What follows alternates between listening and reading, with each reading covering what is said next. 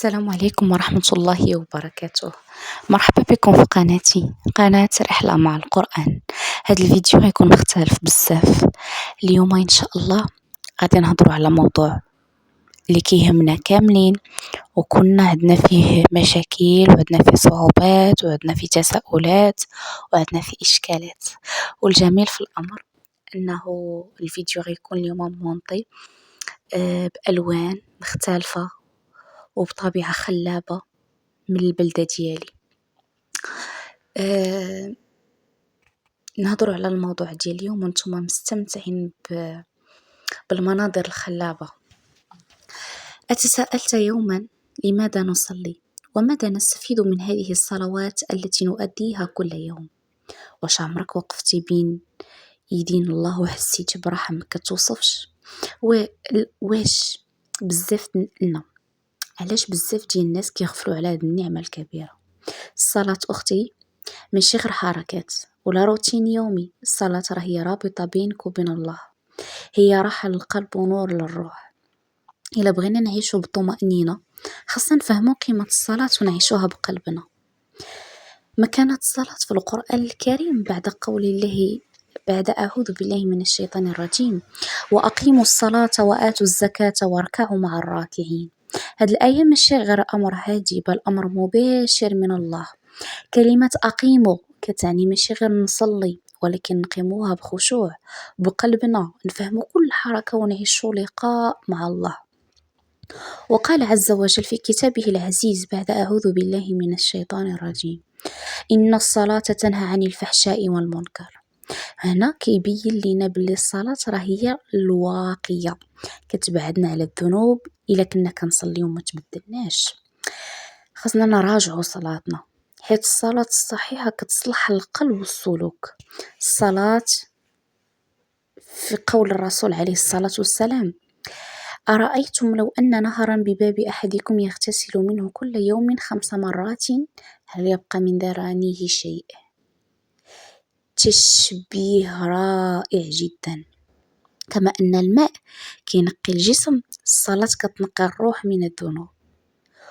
وقال عليه الصلاة والسلام العهد الذي بيننا وبينهم الصلاة، يعني الصلاة هي الحد الفاصل. إلا حافظتي عليها راه انت في الطريق الصحيح، وإلا ضيعتيها راه خاصك تراجع نفسك. نبي الله إبراهيم عليه السلام قال ربي اجعلني مقيم الصلاة ومن ذريتي. شوف نبي عظيم بحال إبراهيم كيطلب من الله يثبته في الصلاة، وهذا الشيء إن دل على شيء إنما يدل على أن الصلاة ماشي سهلة وخاصها دعاء ومجاهدة.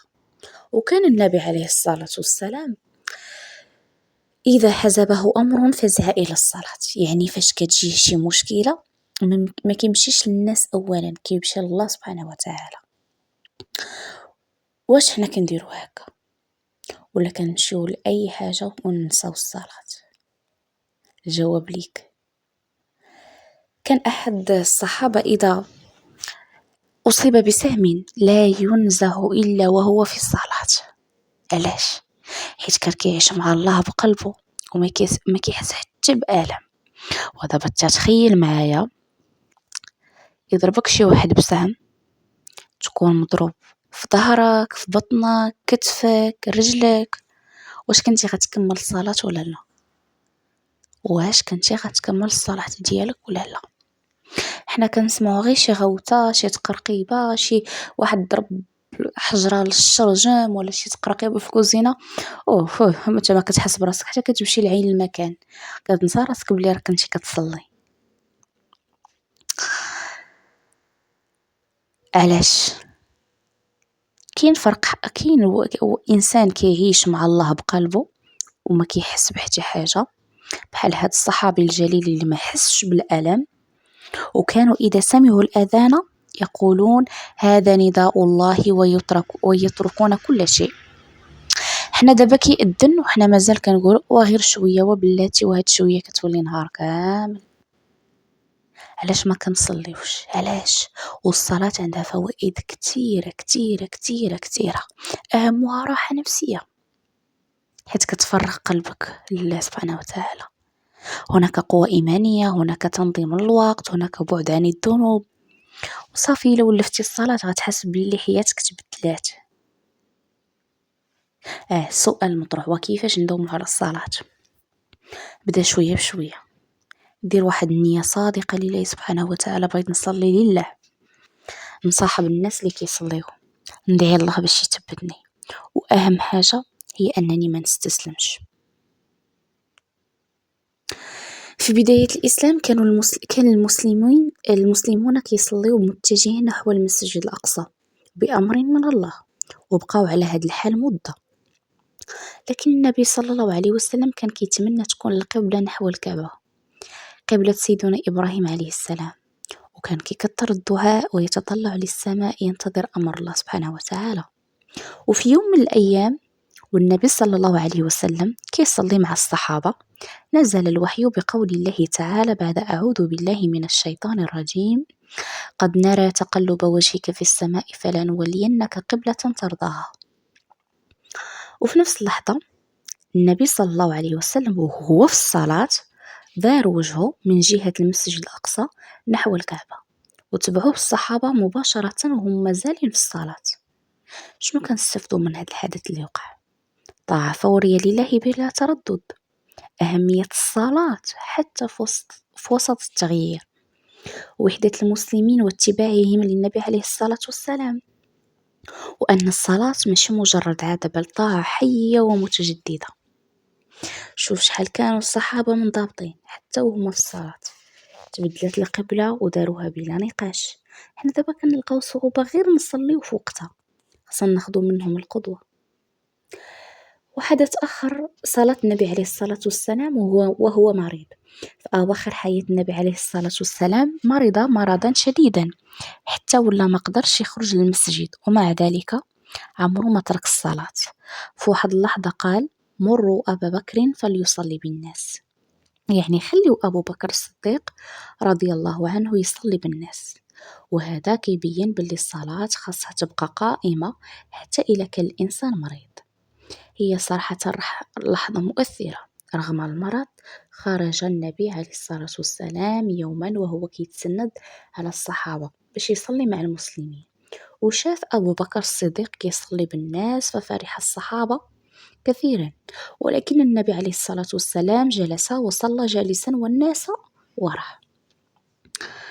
شنو كنستافدوا ايضا من هذا الحدث؟ الصلاه ما كتسقطش حتى في المرض. النبي عليه الصلاه والسلام عطانا القدوه في المحافظه عليها. الا ما قدرناش نصلي واقفين نصلي وجالسين. صلاه الجماعه عندها قيمه كبيره. الى النبي عليه الصلاه والسلام وهو مريض وما خلاش الصلاه، شنو بقى لينا حنا؟ مرات كنكونوا بصحه مزيانه ومع ذلك كنتكاسلوا ولا كنجلسوا كنصليو جالسين، وخا حنايا قادر اننا نوقفوا. صراحه خاصنا نراجعوا ريوسنا كل مره وبزاف. وكاين واحد الصحابي الجليل سميتو عباد بن بشر رضي الله عنه. في واحد الغزوه كان هو وواحد الصحابي اخر كيحرسوا المسلمين في الليل. قسموا الليل بيناتهم، واحد ينعس وواحد يبقى يحرس. جا الدور ديال عباد وبدا كيصلي في هذا الليل، واقف بين يدي الله بخشوع كبير. شنو وقع؟ جا واحد من الأعداء وشافه ورماه بالسهم. السهم دخل في الجسد ديالو، ولكن شنو دار؟ نزع السهم وكمل الصلاة ديالو، ورماه والعدو رمى السهم للمرة الثانية وللمرة الثالثة. شنو دار الصحابي الجليل؟ بقى واقف كيصلي حتى سال الدم بزاف، ومن بعد أيقظ، من بعد استيقظ الصديق ديالو. علاش ما قطعش الصلاة؟ علاش ما خافش وتخلع وقطع الصلاة وما حس براسو حتى قطع الصلاة؟ ولا قال عرفتي شنو قال؟ كنت في صورة فأحببت ألا أقطعها. الله أكبر. شوف الخشوع، شوف الحب ديال الصلاة. كان غارق في الكلام ديال الله لدرجة أنه ما بغاش يقطعه حتى وخا هو كيتألم. شنو كنستافدو؟ الخشوع الحقيقي كيخلي الانسان ينسى الدنيا. الصحابه كانوا كيعيشوا الصلاه بقلبهم ماشي غير بالجسد. الصلاه ماشي ثقيله، ولكن حنا اللي ما دقناش حلاوتها. إلا حبيتي الصلاة غادي تولي راحة ماشي عبء. حنا مرات كنقطعوا الصلاة غير حيت تزاد علينا النعاس ولا التليفون ولا. وهذا الصحابي الجليل تصاب ب3 سهام وما قطعش الصلاة. هادشي كيخلينا نفهموا باللي المشكل ماشي في الصلاة، المشكل فينا حنا، المشكل في القلب ديالنا. عباد الله، عباد الله، واش مازال شي واحد ما كيصليش؟ واش مازال في ظل هاد الاحداث وظل هاد الحروب وظل هاد العلامات اللي ظهرت، واش كاين شي انسان ما كيصليش؟ زعما يكون باقي شي واحد ما كيصليش؟ واخا جات احاديث كثيره وايات كثيره كتدعي لصله الرحم بين الوالدين، الاخوه، الابناء، العائله اون جينيرال. وتخيل معايا دابا كتلقى انسان قاطع الصله مع الله، هذاك اللي امرك باش ما تقطعش صله الرحم مع والديك ومع ولادك ومع خوتك ومع عمامك ومع خوالك، كنجيو كنلقاوك انت قاطع الصله مع هذاك اللي امرك. الخالق امرنا باش ما نقطعوش الصله بالخلق، انت اش درتي؟ قطعتي الصله مع الخالق. شنو دار لينا الله؟ شنو دار لك حتى ما كتهضرش معاه؟ الصلاه هي الصله هي واحد الصله كتربطك مع الله، بيني وبين الله. من كنصلي كنهضر مع الله، هذيك هي الوقيته اللي كتهضر مع الله. قطع الصله مع الله وما يمكنش. او الله بقى لكم غير الله قطعين الصله معه. حشومه، حشومه. شوفوا، في ظل هاد الاحداث اللي كتوقع والحروب، شنو باقي لك؟ الانسان فاش مازال كيفكر؟ فاش؟ شنو باغي يدير؟ اش باغي يدير انت اصلا وما كتهضرش مع الله؟ كيف بغيتي دير هاد العمل وانت ما كتهضرش مع الله وانت قاطع صلتك مع الله؟ حشومه وعيب وعار الانسان يكون ما كيصليش. حشومه، حشومه قطع صلتك مع بين الله سبحانه وتعالى. الصلاة هي مفتاح السعادة والنور اللي غينور طريقنا في الدنيا والآخرة. ما تخليش الدنيا تنسيك أعظم اللقاء مع الله سبحانه وتعالى. نبدأ اليوم، صلي، تقرب لله وغتشوف كيفاش حياتك غتبدل. اللهم اجعلنا من المحافظين على الصلاة وارزقنا الخشوع فيها. وإلى عجبك هذا الموضوع دير لايك، خلي تعليق، شاركوا مع أصحابكم وتابعني المزيد من المحتوى الديني. جزاكم الله خيرا، والسلام عليكم ورحمة الله وبركاته.